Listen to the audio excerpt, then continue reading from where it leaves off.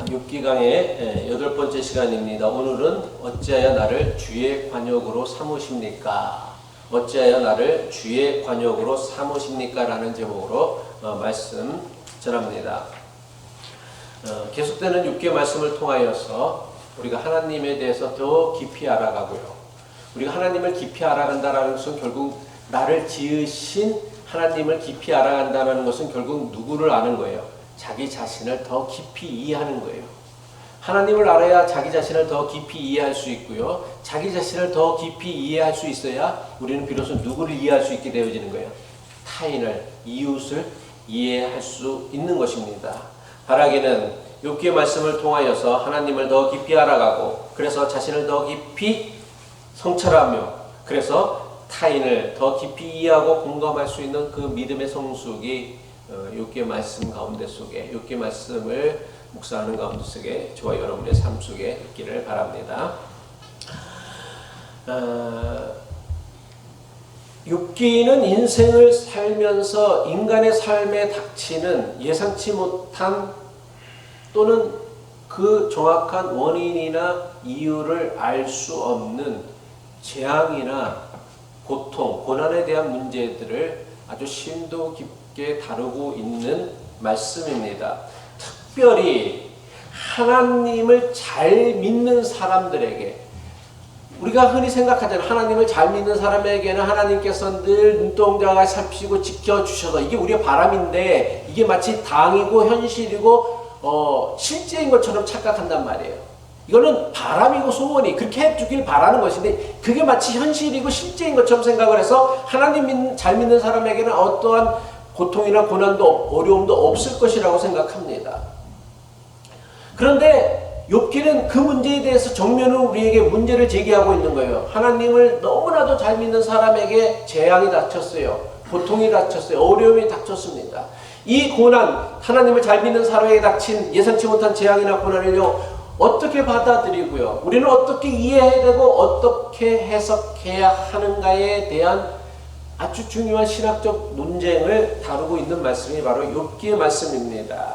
그렇다면 욥기를 끝까지 읽고 나면 인생을 살면서 겪게 되어지는 예상치 못한 재앙이나 이유나 원인을 알기 힘든 고난에 대한 확실하고 분명한 답을 찾을 수 있을까요? 아니요. 또 그렇지도 않다라는 거예요.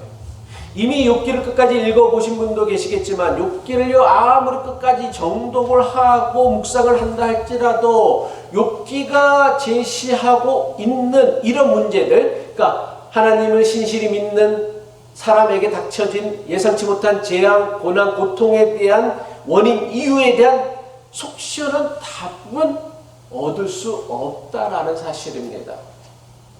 욥도요 그 긴 논쟁과 고민 가운데 속에서 분명한 답을 찾지 못하지만, 또 욥이 만난 하나님께서도 욥에게 네가 왜 이런 고난, 고통을 겪어야 되는지에 대한 분명한 답을 주시지 않으셨습니다.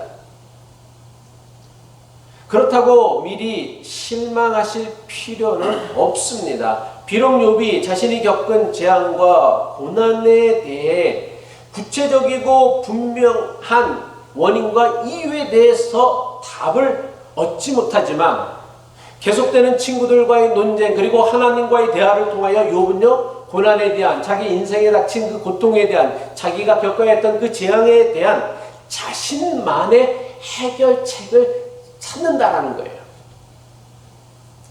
이게 중요합니다.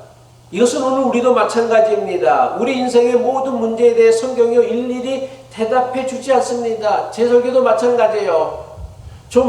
우리 집사님 오늘도 그런 얘기를 하는데, 제발 좀 구체적으로 내 삶 속에서 적용할 수 있는 그 삶의 원칙을 좀 가르쳐 주라고, 그래야 좀 교인들이 좀 쉽게 이해하고 또 적용하며 살아갈 거 아니냐고. 그런데 그런 게 없어요, 성경에는요. 그런 게 없다란 말이에요. 욥이 찾아낸 그 삶의 방식, 원칙, 또 그 깨달음을 갖고 내 삶 속에 그대로 적용할 수 있느냐? 아니요. 그런 삶은 없어요. 여러분이 욥과 같은 삶이 아니잖아요. 여러분이 욥과 같이 의롭지도 않잖아요. 어디 욥과 비교하려고 하세요, 여러분요? 욥은 세상, 욥과 같은 사람 하나님께서 뭐라고 했어요? 세상에 하나밖에 없다라고 했어요. 그러니까 어설프게 내가 당하는 고난을 마치 욥이 당하는 고난과 같은 동일시를 하는 것은 매우 심각한 착각이에요. 그 욥과 여러분이 처한 상황, 형편, 처지가 다른데 욥이 찾은 답을 내 인생에 적용하려고 하니까 그게 적용이 안 되는 거란 말이에요. 다른 모든 성경의 말씀도 마찬가지예요. 물론 부분적으로 우리는 욥기를 읽으면서 비슷한 답을 찾기도 합니다. 하지만 당장 나에게 그대로 적용할 수 있는 확실하고 분명한 대답은요, 성경에 그 어디에도 나와 있지 않는다라는 사실이에요. 하지만 그럼에도 불구하고 욥이 그러했던 것처럼 욥기를 깊이 묵상하면요, 인생의 고난에 대해 성경이 주는 가르침을 깨달을 수 있다는 거예요. 그러니까 욥과 욥의 세 친구와 그 오랜 논쟁을 하는 건 뭐냐면, 욥의 친구들이 욥에게 권면을 해요. 자기들이 갖고 있는 신앙 상식, 신앙 경험, 신앙 전통, 또 체험들을 가지고서 욥에게 설명을 해요. 근데 그런 것들이 다 하나 또 욥에게 적용되어 줄 수 없었던 거란 말이에요. 그게 무엇을 의미하느냐면, 그 어떤 목사의 설교도요, 여러분의 삶에 그대로 적용할 수 있는 정답은 없다라는 거예요. 제가 여러분들에게 설교하는 건 정답이 아니에요. 그건 어떤 누구의 목사의 설교도 마찬가지예요. 그게 정답이고 인생의 정답이고 신앙의 정답이라 생각해서 그것을 신주같이 모시는 순간 우리의 신앙은요, 하나님과는 아무 상관없는 이상한 곳으로 흘러가고 만다라는 거예요. 지난주 우리는 욥의 세 친구 가운데 가장 연장자라고 할 수 있는 엘리바스가 욥을 훈계하고요, 책망하는 내용을 살펴보았습니다. 엘리바스의 말투는 대단히 점잖은 듯 했습니다. 하지만 그가 하는 말 한마디 한마디에는요, 욥의 상처난 마음을 더욱 고통스럽게 하는 가시가 숨겨져 있었어요. 그 상처난 데를 더 후벼 파는 그런, 말은 아주 대단히 점잖은 것 같은데, 온화한 것 같은데, 욥의 상처난 마음을 후려파는 어떤 그런 가시와 같은 그 말이 그 온화한 말 속에 숨겨져 있었습니다. 우리말에도 때리는 시어머니보다 말리는 시누이가 더 밉다라는 얘기가 있죠. 차라리 때리는 게 낫지, 그 말리는 척하면서 교묘하게 자기를 후려가는 시누이가 훨씬 더 미운 거예요. 신랄한 말도 물론 아프죠. 그런데 그것보다 더 우리를 더 고통스럽게 하는 건 뭐냐면, 점잖은 체하면서 마치 나를 위해 주는 척 말하지만 거기에 가시가 있는 말들이 사실은 우리를 더 상처내게 하고 힘들게 한다는 말이에요. 엘리바스는요, 심은 대로 거둔다라는 추수의 법칙을 가지고 욥이 겪는 고통과 고난을 해석하려고 했습니다. 엘리바스는요, 욥이 겪고 있는 그 엄청난 재앙과 고통을 보고는요, 그를 어떤 사람이라고 단정했습니까? 불의한 사람이다. 숨겨둔 죄가 있는 사람이다. 악한 일을 감춰둔 것이 있다라고 여겼다라는 거예요. 욥이 겪고 있는 재앙과 고통은 모두 그가 뿌린 악한 일에 대한 열매를 거두는 것이라면서 엘리바스는 욥을 엄히 책망하였습니다. 지난주 살펴보았던 엘리바스의 그 책망의 핵심은 이것이죠. 욥기 4장 7절로 8절이죠. 잘 생각해 보아라. 죄 없는 사람이 망한 일이 있더냐? 정직한 사람이 멸망한 일이 있더냐? 내가 본 대로는 악을 갈아 재난을 뿌리는 자는 그대로 거두더라. 무슨 뜻이에요? 내가 인생을 살아보니까 인생의 말년에 노년에 어려움을 겪고 힘든 일을 겪는 사람들은 다 인생의 초년에 악한 것을 뿌린 거야, 나쁜 것을 뿌린 거야. 그래서 그것을 노년에 거두어 가는 거야 라는 거예요. 맞는 말 같은데요, 이 말은요, 욥의 삶에 대한 부정이에요. 야, 너 지금 막 거룩하고 뭐 의로운 척 그렇게 살아왔는데 너 예전에 다 죄지은 거 다 있어. 그게 이제 다 열매를 걷고, 그게 심어졌던 것들이 이제 열매를 거두게 되어져서 네가 그것을 뿌린 대로 거두고 있는 거야 라고 얘기하는 거예요. 들으면 얼핏 들으면 다 맞는 말 같지만 곰곰이 생각해보면 정말 가슴 아픈 말이죠. 자기의 욥의 인생 전부를 송두리째 불안당으로 정죄하고 판단하는 나쁜 말입니다. 엘리바스의 가시돋친, 그러니까 말 그대로 점잖은 말, 옳은 말 같지만 그 옳은 말에 가시돋친 훈계와 책망이 들어있었고요. 그것을 들은 욥은요 너무나 답답했습니다. 욥은 자신의 억울한 사정을 하소연하였습니다. 하지만 엘리바스는 욥의 억울한 하소연을 듣고도 그를 이해하려고 하지 않았습니다. 오히려 그를 자기의 기준, 자신의 잣대로 책망했어요. 욥의 절친이라는 엘리바스는 도대체 왜 욥의 그 간절한 하소연을 듣고도 그를 이해하려 하지 아니하고요, 오히려 그를 불의하다 여겨 그를 정죄하고 판단하고 책망하고 질책하였을까요? 엘리바스는요, 욥에게 일어난 엄청난 재앙과 고난을요, 자기가 가지고 있는 믿음으로만 판단하고 해석하였기 때문이에요. 그럼 엘리바스가 가진 믿음이 뭡니까? 엘리바스가 가진 믿음은요, 모든 사람은 심는 대로 거둔다라는 거예요. 뿌린 대로 거둔다라는 거예요. 그래서 엘리바스는 자신이 가진 믿음으로 욥이 그토록 엄청난 재앙이나 고난을 겪는 데에는 반드시 그가 남모르게 저질렀던 악행이, 불의함이, 죄가 있기 때문이라고 여겼다라는 거예요. 네가 이런 일을 겪는 걸 보니까 공의로우신 하나님께서 너에게 아무런 연고도 이유도 없이 이런 재앙을 내리게 하시고 이런 고통과 고난을 겪게 하실 리는 없어. 그러면 남는 건 딱 하나밖에 없어. 네가 죄를 지은 거야. 네가 악한 일을 한 거야. 나쁜 일을 한 거야.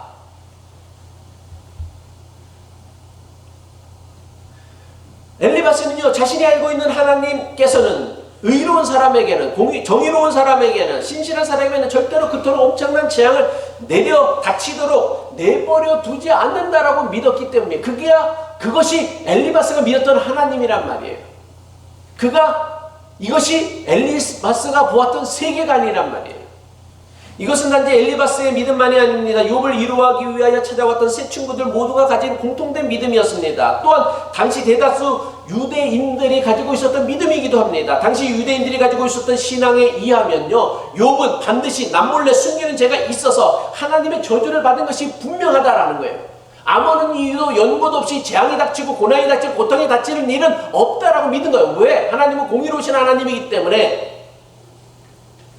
따라서 욥이 하나님께서 내리신 저주와 재앙에서 벗어날 수 있는 유일한 길은 그가 감추어둔 죄를 고백하고요, 하나님의 용서를 구하는 것밖에 없다고 여긴 거예요. 그래서 엘리바스는 욥을 정죄하고요, 훈계하고 책망한 거예요. 욥의 하소연을 듣고 욥의 심정이 되어져서 그를 이해하고 공감해 주기보다는 욥을 질책하고요, 훈계하고 책망하고 정죄한 거예요. 엘리바스가 믿었던 추수의 법칙이 틀린 것은 아닙니다. 하지만 추수의 법칙을 욥에게 적용하였던 엘리바스의 모든 훈계와 책망은 다 잘못된 것이었어요. 왜? 엘리바스가 판단하고 정죄한 것처럼 욥에게는요, 숨겨둔 죄가 없었습니다. 이게 욥기를 시작하면서 욥에 대한 전제였단 말이에요. 대전제, 가장 중요한 전제였어요. 이거는요, 사람만의 판단이 아니라 하나님, 우리의 중심까지도 보시는 하나님의 판단이었고 하나님의 말씀이었단 말이에요. 그래서 하나님이 뭐라 그랬어요? 욥과 같이 온전하고 신실한 사람이 세상에 하나도 없다. 사람을 한 번 얘기했는데 하나님 두 번 이야기를 하셨다란 말이에요. 그러니 엘리바스가 자신의 기준, 자신의 잣대를 가지고서 욥을 판단하였던 것, 야, 너는 지은 죄가 있으니까 이런 일을 겪는 거야 라는 그 엘리바스의 모든 훈계, 교훈은요, 다 욥에게 적용될 수 없는 쓰레기 같은 말이 되어지고 말았다라는 거예요.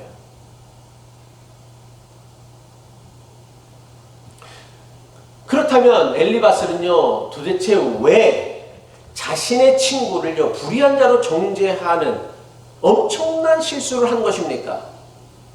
자신이 생각하고요, 자신이 확신하고요, 자신이 아는 것이 세상의 전부요, 하나님의 전부라고 믿었기 때문이었습니다. 이거는요, 엘리바스의 실수, 엘리바스의 잘못만이 아니에요. 이것은 우리 모두에게도 너무나 자주 일어나고 있는 문제이며 실수라는 사실입니다. 우리는요, 하나님을 믿는다고 하면서도 엘리바스와 같은 동일한 실수를 저지를 때가 너무나 많습니다. 도무지 우리가 가늠할 수 없는 크고 위대하신 하나님이라고 말로는 하면서 그 하나님을요, 여러분의 생각, 여러분의 확신, 여러분의 기준, 여러분의 잣대로 하나님을 태도를 한계를 선을 그어놓는단 말이에요. 하나님에게 선이 없으신 분이신데 우리가 하나님을 선을 그어놓고 하나님은 여기 안에 계신 분이야 라고 여긴다라는 거예요. 그래서 자기가 그어놓은 선을 가지고서 하나님은 이런 분이시야, 우리가 사는 세상은 이런 거야, 그러고서 자기가 그어놓은 선 세계관을 가지고서 다른 사람을 판단하고 정죄하고 생각하고 훈계하고 책망한다라는 거예요. 이게 엘리바스가 저질렀던 매우 심각하고 중요한 죄예요. 하나님께서 나중에 이것을 엘리바스에게 묻고 따지십니다. 그래서 네가 욥에게 죄를 졌다라고 하셔요. 그럼 자신이 가진 잣대로 욥을 훈계하고 책망했던 엘리바스만 하나님을 제멋대로 오해한 것일까요? 욥은 아무런 문제도 없었던 것일까요? 여러분은 어떻게 생각하십니까? 물론 욥이 엘리바스가 생각하는 것처럼 남모르게 하나님께 지은 죄나 잘못이 있었던 것은 아니었습니다. 하지만 저는요, 욥 역시 엘리바스와 별반 다르지 않게 하나님을 제멋대로 오해하고 있었음에 틀림이 없다라고 생각합니다. 욥이 하나님을요, 제멋대로 오해한 것이 무엇입니까? 욥은요, 자신이 겪고 있는 모든 고난과 고통이 하나님에게서 비롯된 것이라고 여겼어요. 그래서 그는 하나님을 향하여 전능하신 분께서 자신을 관용으로 삼고 자신에게 화살을 쏜다며 한탄을 늘어놓습니다. 욥은요, 자신은요, 전능자이신 하나님이 쏜 화살을 맞아서 고난을 겪고 있다라고 믿은 거예요. 욥기 6장과 7장에 나오는 하나님에 대한 욥의 이런 그 생각들을 욥기 6장과 7장 잘 보여주고 있는데, 욥기 6장 제가 업데이트를 안 했는데 제가 그냥 읽어드릴게요. 욥기 6장 4절의 말씀입니다. 그 말씀 중요하니까 앞으로 다시 돌아가서 볼게요. 성경 말씀에서 여기 밑에 봅시다. 욥기 6장 4절이죠. 전능하신 분께서 나를 관용으로 삼고 화살을 쏘시니 내 영혼이 그 하나님이 쏘신 화살이 또 뭐예요? 독화살이었나 봐. 그래서 그 독을 빤다. 하나님이 나를 몰아치셔서 나를 두렵게 하신다. 그러면 정말 욥이 지금 겪고 있는 재앙과 고통, 고난이 하나님이 쓰신 화살이에요? 그리고 하나님이 화살을 쏘시면서 거기다 독을 발라갖고서 너 죽어라 하고 쏘셨어요? 그래요? 안 그래요? 아니잖아요. 누가 그랬어요? 욥이 재앙과 고통을 겪게 한 당사자가 누구냔 말이에요. 아니요? 사탄이잖아요. 또 이걸 오해해갖고서 하나님이 허락하셨으니까 그건 메타포죠. 뭐 그럼 하나님과 뭐 사탄이 딜을 하는 거예요? 그러니까 악한 세상에 욥에게 하나님이 하신 것이 아니라 하나님이 아닌 다른 이유로 인하여서 그는 재앙을 겪고요, 고통을 겪고요, 고난을 겪는데 욥이 생각했던 건 뭐냐면 하나님께서 자기에게 화살을 쏜다라는 거예요. 그것도 독화살을. 그래서 자기는 매일같이 그 독을 빨아내야 한다라고 하는 거예요. 또 6기 7장 4절을 보면 이런 이야기가 있습니다. 14절을 보면 주께서는 악몽으로 나를 놀라게 하시고 무서운 환상으로 저를 떨게 하십니다. 성경 어디에 하나님께서 악몽으로 우리를 놀라게 하시고요, 무서운 환상으로 떨게 하신다 그랬어요? 오히려 평안을 주신다. 내가 너에게 주신 것은 평안이다라고 얘기했어요. 평화라고 얘기했어요. 샬롬이라고 했어요. 그래서 유대인들의 인사는 뭐예요? 샬롬이에요. 주님의 평화가 함께 하기를. 평화가 주님과 주님의 평화 함께 하시기를. 그러니까 그들이 믿었던 하나님의 본질은 뭐냐면 우리에게 평화를 가져다 주시는 분이란데 욥은 어떻게 생각을 한 거예요? 자기가 겪는 재앙과 고난이 너무 크니까 하나님이 자기에게 날마다 악몽을 주시고 환상으로, 무서운 환상으로 저를 떨게 하신다는 거예요. 이건 욥의 생각이지 진짜 하나님이 그렇게 하신 것은 아니다라는 거예요. 욥기 7장 20절의 말씀이죠.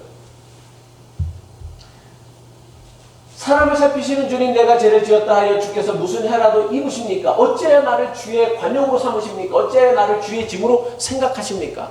하나님이 과연 그러면 정말 욥을 관용으로 생각했어요? 하나님이 과연 욥을요 주의 짐으로 생각해? 아니요, 그렇지 않잖아요. 욥기 1장 2장에 보여주는 대전제가 뭐예요? 하나님은 욥을요 대단히 어떻게 생각하시세요? 자랑스럽게 생각하셨잖아요. 예? 그와 같은 이는 아무도 없다. 야, 네가 아무리 까불고 난리를 친다 해도 욥을 무너뜨릴 수 없어. 욥을 자랑스럽게 여겼단 말이에요.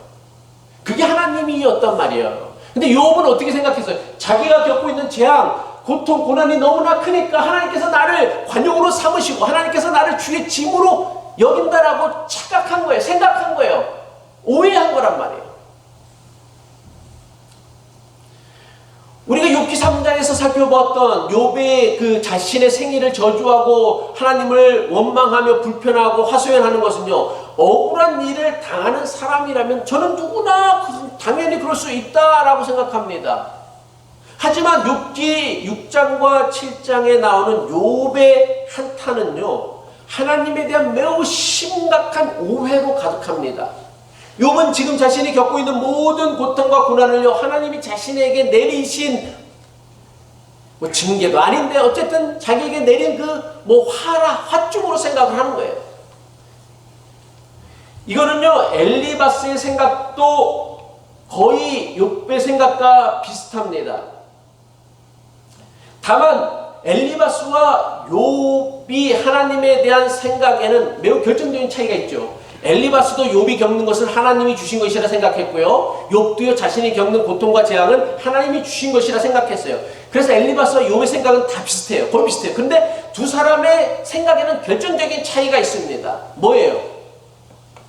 욥은요 자신도 모르는 이유로 하나님께서 내리시는 재앙과 고난을 받는다라고 생각했어요. 반면에 엘리바스는 어떻게 생각했냐면 욥이 남몰래 저지른 악한 일에 대한 대가로 하나님께서 벌을 내리신다고 생각한 거예요. 그러니까 두 사람은 다 하나님에 대하여 공통된 개념을 갖고 있어요. 욥이 겪는 고통과 고난에 대하여 다 하나님이 내리신 것이다 라고 생각을 했는데 욥은 자기는 이유도 원인도 없이 부당하게 하나님이 내리신 그 벌을 받는다라고 생각을 했고요. 엘리바스는요 어떻게 생각을 했냐면 그가 남모를 지은 죄가 있기에 벌을 받는다고 생각했어요. 이 두 사람의 주장만 딱 따로 떼어놓고 보면 누구의 주장이 더 맞는 주장이에요? 몰라요 또? 그거는? 엘리바스의 주장이 더 많지. 어떻게 하나님이 아무 이유도 없이 벌을 주고 그 고통을 주냔 말이야. 엘리바스의 주장이 더 맞지요. 딱 떼어놓고 본다라면 무슨 죄가 있으니까 벌을 주시는 것이지 하나님께서, 전능하신 분께서. 그래서 우리가 자꾸만 뭐에 빠지는 거예요? 엘리바스의 주장, 빌닷의 주장, 소발의 주장에 혹하는 거란 말이에요. 또 우리는 그래서 엘리바스나 빌닷과 소발과 같은 똑같은 실수를 신앙생활하며 반복하고 있는 것이란 말이에요.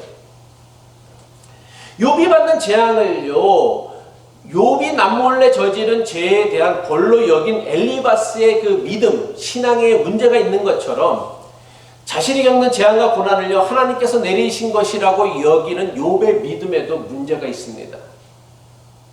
정말 욥이 겪는 고통과 고난이 하나님께서 내리신 것일까요? 아니요, 그렇지 않습니다.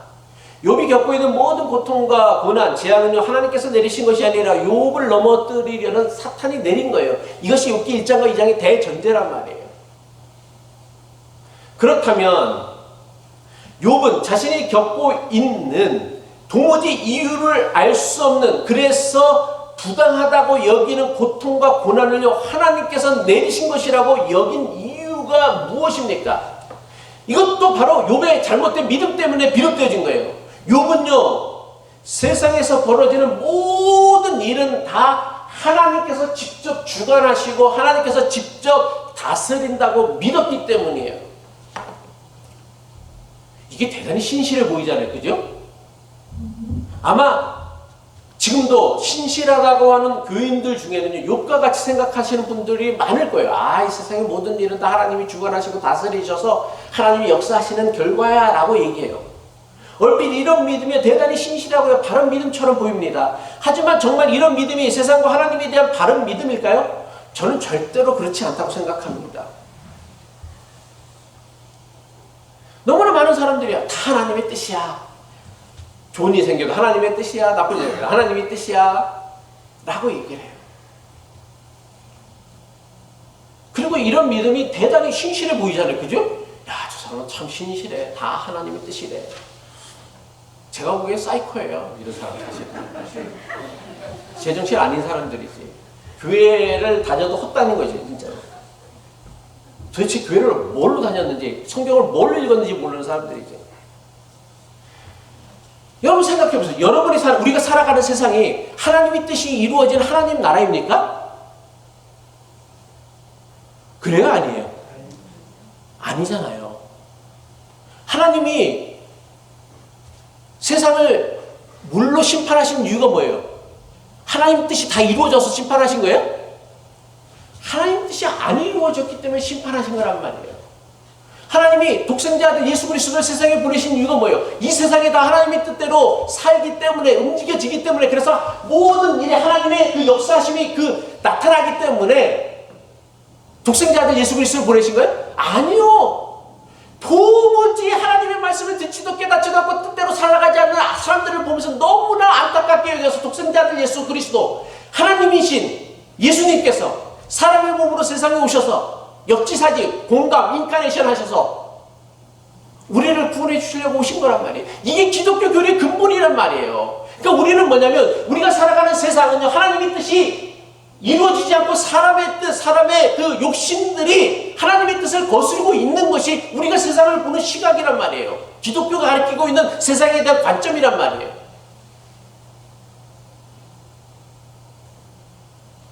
하나님의 뜻보다는요, 하나님의 뜻을 거스르려는 사람들의 욕심과 탐욕이 더 많이 이루어지는 세상이 우리가 살고 있는 세상이란 말이에요.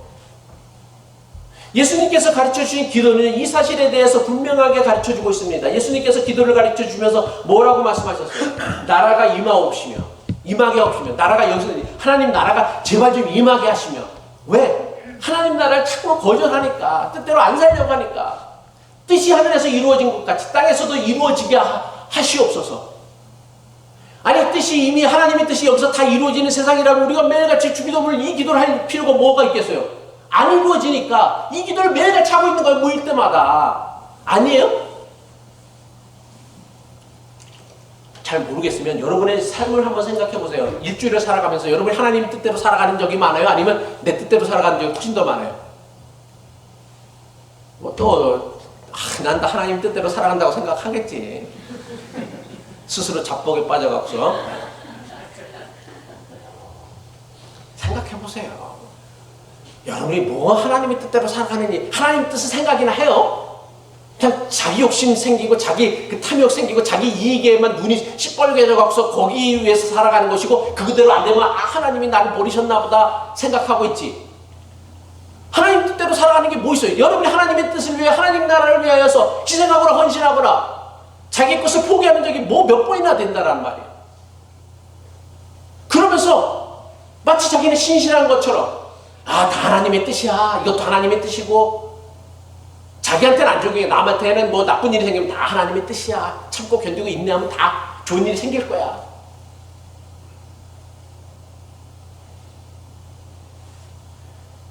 이거는요, 이건 이 소리 하지 말라는데 정말 멍멍이 소리예요. 멍멍이 소리.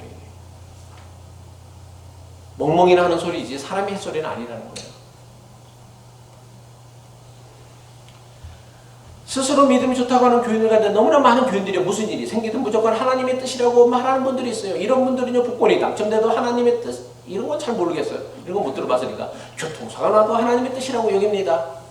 이건요, 대단히 위험한 생각이에요. 물론 모든 일을 하는 데 있어서 우리가 겸손한 마음으로 하나님의 뜻을 찾으며 하나님의 뜻대로 하려는 것은 분명 좋은 믿음이고 자세임에는 틀림없어요. 그러니까 우리는 꼭 거꾸로 한다는 말이에요. 우리가 일을 하면서 뭘 먼저 생각해야 돼? 하나님의 뜻이 무엇일까? 어떻게 하면 하나님이 기뻐하실까? 어떻게 하면 하나님께 영광을 돌릴까를 생각하며 일을 해야 되는데 우리는 그거 안 생각하고 일이 벌어지고 나면 아 이거 하나님의 뜻이야 라고 하는 거예요. 이거는 다른 거예요. 전혀 다른 거예요. 똑같은 게 아니란 말이에요. 자신에게 일어난 모든 일이나 주변에 일어난 모든 일 또는 교회에서 일어난 모든 일을 무조건 하나님의 뜻이라고 여기는 것은요. 하나님의 뜻을 심각하게 왜곡하는 매우 위험한 신앙이에요. 우리가 살아가는 세상은요. 하나님의 뜻이 이루어지도록 끊임없이 노력해야 하는 곳이지 모든 것이 하나님의 뜻대로 이루어지는 세상이 아니라는 것을 결코 잊지 말아야 돼요. 안 그래요? 제 말이 틀려요? 우리가 살아가는 세상은 하나님이 뜻이 이루어지는 곳이 아니란 말이에요. 그러니까 하나님이 안타까워하시는 거고 독생자 아들 예수 그리스도를 보내시고 또 우리가 교회를 통하여 사람들을 불러 모아서 하나님의 뜻을 전하게 하시는 거란 말이에요. 하나님의 뜻이 다 이루어진다면 우리가 교회로 모일 필요가 뭐 있어? 우리가 세상의 빛과 소금이 될 필요가 뭐 있어? 이미 다 하나님의 뜻대로 이루어지고 있는데 안 되니까 그 뜻을 실천하려고 하는 사람, 세상에서 이루려고 하는 사람들을 불러 모아서 이 사람들을 통하여 빛과 소금이 되도록 세상에 파송하는 거란 말이에요. 그런 사람들이 뭔 일만 생기면 다 하나님의 뜻이래. 하나님의 뜻이래. 하나님의 뜻이 아니라 내 욕심의 결과이죠. 내 탐욕의 결과이죠. 그거는요. 여러분이 잘 되는 것도 마찬가지예요. 나쁜 일뿐만 아니라 잘 되는 것도 마찬가지예요. 내가 잘나서가 아니라 운이 좋아서 있는데 많은 사람들이 하나님 안 믿는 사람은 자기 능력이라고 하고 또 하나님을 또 잘 믿는 사람은 다 하나님의 뜻이래. 그게 그러면 너만 잘 되는 게 하나님의 뜻이야? 나는 안 되는 거는 그러면 하나님의 뜻이냐? 말도 안 되는 소리를 하고 있어 진짜.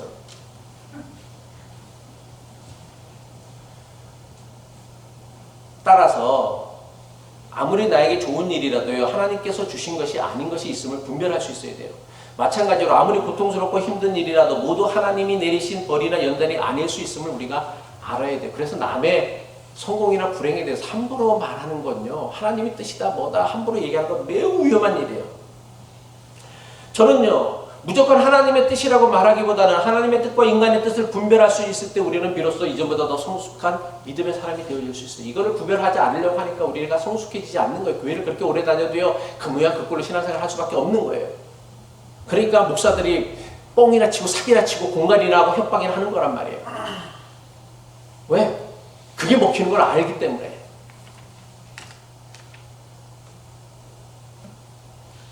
목사는요 제발 공갈이나 치고 뻥이나 치고 사기나 치는 사람 사건으로 좀 이렇게 만들지 말아주세요. 제발. 욥은요 자신을 위로한다고 찾아온 친구들에게 위로를 받기보다는 상처만 받았어요. 욥이 친구들에게 원했던 것은요 자기의 억울한 사정을 기울여 들어주고 함께 탄식하고 공감해주는 친구가 필요했던 것입니다. 하지만 막상 욥을 찾아온 친구들은요 그가 겪고 있는 재앙과 고난이 엄청난 것을 보고요 욥을 제멋대로 판단하고 책망하고 정죄했습니다. 욥은요 이런 친구들의 모습을 보며 깊은 배신감을 느꼈습니다. 욥기 6장 14절 15절이죠. 내가 전능하신 분을 경외하든 말든 내가 이러한 절망 속에서 허덕일 때야말로 친구가 필요한데 친구라는 것들은 물이 흐르다가도 마르고 말랐다가도 흐르는 겨울처럼 믿었지 못하고 배신감만 느끼게 하는구나. 이거는 목사와 교인의 관계도 마찬가지고 교인과 목사들의 관계도 마찬가지예요. 제가 늘 얘기하지만 사람은요 믿음의 대상이 아니에요. 사랑의 대상이지. 사랑해야 되는 것이지 사람 믿어갖고 망하는 일은요 사람 믿으면 모든 일은 다 망해요. 그것이 남편이든 자식이든 목사든요 아무리 제가 여러 번 보기 신실한 목사라도 저 믿으면 망해요. 자식들도 마찬가지고 부모도 마찬가지고요. 욥을 위로하려고 찾아온 세 친구는요 욥을 위로하기보다는 오히려 욥에게 상처만 더하고 말았습니다. 왜 이런 일이 생기게 된 것입니까? 친구들은요 욥을 책망하고 정죄하기 이전에 먼저 그의 입장이 되어져서 그가 겪는 고통과 고난을 생각해 보아야 했습니다. 하지만 친구들은요 자신들이 가진 기준과 잣대로 욥이 겪는 고난과 고통을요 제멋대로 판단하고 정죄하는 실수를 저지른 것이에요. 욥의 친구들이 저지르는 실수는요, 교인들에게서 너무나 자주 볼 수 있는 실수입니다. 많은 기독교인들이 자신이 가진 신앙의 잣대를 가지고 다른 사람들의 신앙에 대해 이렇다 저렇다 함부로 평가하고 판단하려고 듭니다. 하지만 이것은요, 그 사람을 진심으로 도와주는 게 아니에요. 그리고 욥이 얘기했어요. 내가 전능하신 분을 경외하든 말든 네가 왜 그것에 대해서 따지고 묻냐. 지금 너희들이 나에게 해줄 것은 내 안을 공감해주고 위로해주고 내 하소연을 들어주고 내 억울함을 좀 들어줘야지. 네가 경외했다 안 했다 그걸 따지면서 나를 판단하고 정죄하느냐라고 하소연하는 거란 말이에요. 이런 것들은요, 그 사람의 영혼에 아주 심각한 상처를 준다라는 거예요. 위로가 아니라, 격려가 아니라. 그러니까 욥의 세 친구가 뭐예요? 욥을 위로하기 위해서, 욥을 위로하기는커녕 어떻게 했어요? 욥을 상처만 내었어요. 더 힘들게 만들었다란 말이에요. 이런 실수를 가장 자주 범하는 사람들은요, 스스로 종교 전문가라고 여기는 목사들에게서 가장 많이 나타나는 것 같아요. 그래서 제가 참 교인들에게 뭐 권면할 때 조심하고 아무 말도 안 하려고 하는데 그렇지 않을 때가 좀 있어서 죄송하긴 해요.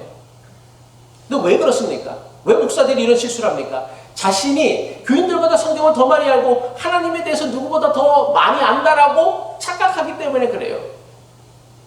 목사가 보고 성경을 좀 더 많이 알 수 있지만 하나님에 대해서 그러면 교인들보다 더 많이 알까? 그건 아니라 생각해요. 그 강대하고 넓으신 우주보다 크신 하나님을 목사가 안들, 여러분이 안들, 다 바다의 모래 하나도 못하는 수준인데 그걸 갖고서 뭐 내가 너보다 더 많이 하니까 내가 너에게 훈계를 해야 되겠다, 책망을 해야 되겠다, 너를 정죄해야 되겠다. 이게 얼마나 우스운 소리예요, 사실은.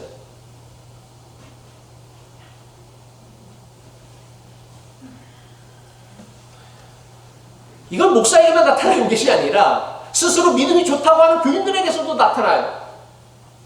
그래서 스스로 믿음이 좋다고 하는 교인들이요, 다른 교인들에게 문제가 생겼을 때 아주 자주 하는 말이 있어요. 버릇처럼 습관처럼 하는 말이 있어요. 그게 뭔지 알아요?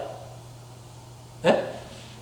여러분도 해보셨거나 들어보셨을 텐데 이게 다 네가 기도 안 해서 그래. 이게 다 네가 기도 안 해서 그래 라고 얘기를 해요. 아마 여러분 이런 얘기들을 한 건 아니면 들어보셨을 거예요. 특별히 남들보다 좀 자신이 기도 많이 한다고 생각하는 사람들이 아주 자주 하는 말들이에요. 목사인 저도요, 좀 기독교나 하는 사람들한테 이런 얘기 너무 많이 들었어, 사실은요. 이런 얘기를요. 지가 나를 뭘 한다고. 지가 생각하는 기도랑 내가 생각하는 기도가 다를 수도 있는데 지가 뭘 나를 대해서 뭐 한다고 기도 안 해서 그렇다라는 얘기를 어떻게 함부로 할 수 있느냐란 말이에요. 누구에 대해서. 개인적으로 저는 이런 말은요, 영적인 교훈이나 위로가 아니라 영적인 폭력이라고 생각해요. 물론 우리 인생에는요, 정말 기도를 안 해서 생겨나는 문제도 저는 있다고 생각해요. 그렇다고요, 기도 안 해서 그래 라고 말을 하는 것은요, 모든 사람 또는 모든 상황에 적용할 수 있는 만병통치약이 될 수는 없어요. 근데 우리는요, 기독교나 좀 하는 사람들, 교회나 좀 다니는 사람들이 뭐라고 해요? 야, 다 기도 안 해서 그래. 기도 안 해서 그래. 지는 기도 열심히 해서 그렇게 사나? 내가 그 말을 꼭 하고 싶어, 진짜. 그렇게 말해서 속으로 하죠. 겉으로 안 하지. 그럼 또 싸울 테니까. 속으로 하지. 니나 기도 잘해라. 이거 영적인 위로가 아니에요. 이건 위로랍시고 해요. 영적 폭력이죠. 저도 옛날에 여러분들이 그래 한 말인지 모르겠지만 그렇다면 용서해 주시고, 아니 안 해요 제가. 저한테 그런 얘기 들어본 적 있어요 개인적으로요? 집사님, 권사님, 집사님 다 기도 안 해서 이렇게 생긴 일이야, 어려운 일이 생긴 일이야, 기도 열심히 해. 물론 경우에 따라서 이런 말을 할 수 있지만 모든 사람 모든 상황에 이 말을 적용한다라는 것은요, 매우 위험한 일이에요. 이건 만병통치약이 아니에요. 이게 만능 처방약이 아니란 말이에요. 이렇게 말하는 것은요, 그 사람을 돕는 것이 아니라 오히려 죽이는 것에 가깝습니다. 정말 그 사람이 기도를 안 한다고 하면은 어떻게 해야 돼? 그 사람에게 너 기도 안 했어? 그래 라고 말해주기보다 차라리 그 사람을 위하여 기도해 주는 것이 저는 하나님께서 더 기뻐하시는 일이라 생각해요.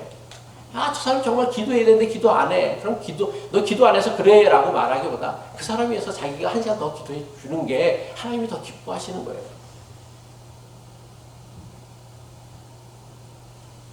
안 그래요?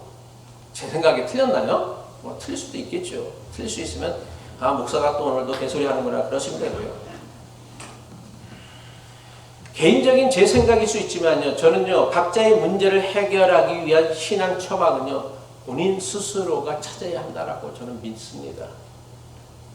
제가요, 뭐라고 여러분에게 영적인 처방을 내려줄 수 있겠어요? 물론 다른 사람의 지식과 경험, 그리고 다른 사람의 영성을 통해 우리는 도움을 받을 수는 있어요. 하지만 그 사람과 똑같은 방법으로는요, 자신의 문제를 절대로 해결할 수 없어요. 왜? 자기가 처해 있는 삶의 자리가 사람마다 다 다르기 때문이란 말이에요. 내가 처해 있는 상황, 내가 생각하는 것들이 여러분이 처해 있는 상황, 여러분이 경험하고 여러분이 느끼는 고통이 다르기 때문이에요. 물론 역지사지 공감할 수는 있지만 그렇다고 남이 겪는 아픔을 내가 똑같이 겪을 수 있는 그럴 수는 없다라는 거예요. 내가 아무리 예수 그리스도의 마음을 담으려고 해도, 그래서 여러분을 공감을 참 잘한다고 하더라도요, 제 마음이 여러분 마음 같지는 않다란 말이에요. 내 마음 같은 사람 아무도 없어. 남편도 없고 자식도 없어요. 내 마음은 오직 나만 알고 하나님만 아는 거란 말이에요. 그러니 내 마음을 위로해 줄 분을 찾는 처방은, 해결책은 누가 찾아야 되는 거예요? 내가 찾아야 되는 거란 말이에요. 내가. 목사가 왜 안 해주지? 라고 생각하면 안 돼요. 목사가 뭐라고. 지 코가 석자인데 진짜. 내 코가 석자야 정말. 아우 참, 왜 이렇게 힘들지?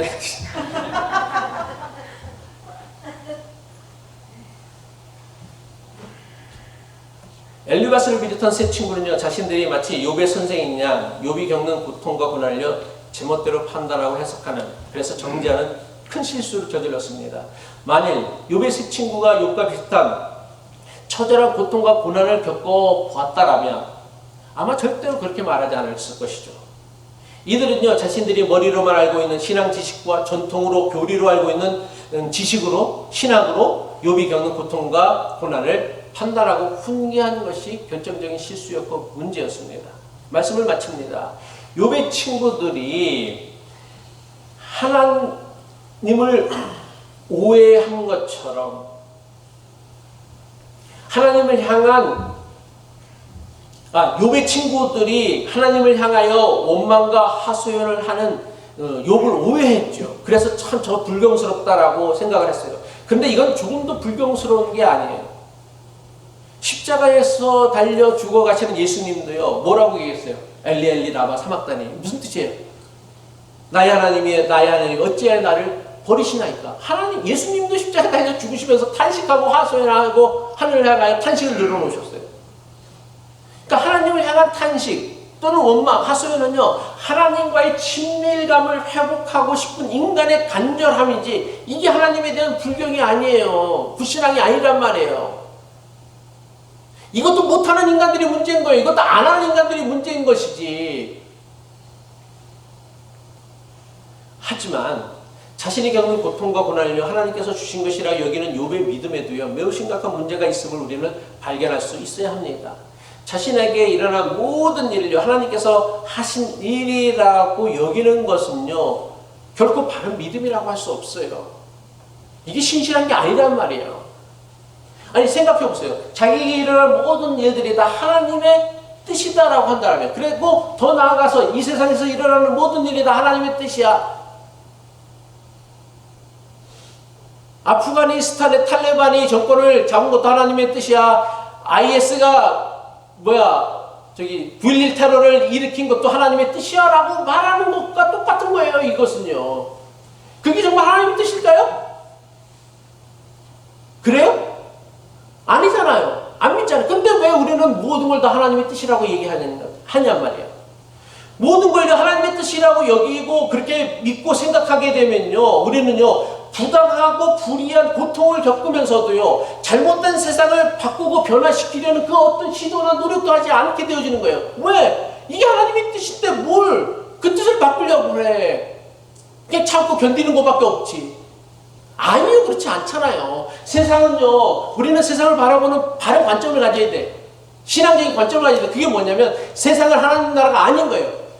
세상은 끊임없이 하나님 나라를 거스리고 거역하고 그래서 하나님 뜻보다는 자신의 욕심, 탐욕을 이루려고 하는 나라라는 거예요. 그래서 우리는 어떻게 해야 돼? 하나님의 뜻을 거르시는 이 세상에서 하나님의 뜻을 이루어 가야 된다는 말이에요. 그래서 우리는 불의하고 부당한 일에 저항해야 되는 거예요. 반항해야 되는 거예요. 아, 이게 하나님의 뜻이야. 그러니까 내가 참고 견뎌야 되지. 이게 아니라는 거예요. 근데 너무나 많은 사람들이, 많은 교회들이 다 하나님의 뜻이야 라고 말하는 순간 우리는요, 그 불의하고 부당한 그 어떤 일에도요, 저항하지 못하게 되어졌어요. 항변하지도 못하는 거예요. 그냥 참고 견디는 것밖에 없다라고 생각을 하는 거예요. 왜? 다 하나님의 뜻인데 뭘 거기다 저항을 하고 거기에 항변을 해요. 대항을 해요. 다 하나님의 뜻이라고 생각하고 믿는데. 이게 이토록 위험하다니까요. 이게 이토록 위험한 삶으로, 신앙으로 우리를 이끌어 간다니까요. 욥이 겪는 고통과 고난은요, 그로서는 도저히 이유를 알 수 없는 부당하고 불의한 것이었습니다. 이것을 바꾸기 위하여, 이것을 바로 잡기 위하여 하나님 앞에 항변하고 하소연하는 믿음이 바른 믿음이에요. 알아요? 왜 도대체 이렇게 세상에는 불의한 일이 생겨납니까? 부당한 일이 생깁니까? 라고 하나님 앞에 하소연하고 항변하고 원망을 누르는 게 바른 믿음인 것이지. 아, 이것도 하나님의 뜻이야. 참고 견뎌야지. 구구루죽으로 그냥 입 다물고 내가 그냥 저 살아야지. 이게 무슨 하나님의 뜻이고 이게 무슨 신실한 믿음이냔 말이에요. 도대체. 자신이 겪는 부당하고 불의한 고통과 고난마저도요, 하나님께서 주신 것이라면 아무것도 하지 않는다라면 이것이야말로 하나님을 오해하고 왜곡하는 진짜 불신앙이 되고 만다는 것입니다. 바라기는 이것을 분별할 수 있는 지혜, 깨달음, 영성, 은혜가 저와 여러분의 신앙의 여정이 풍성하기를 주님의 이름으로 간절히 축복합니다. 아멘.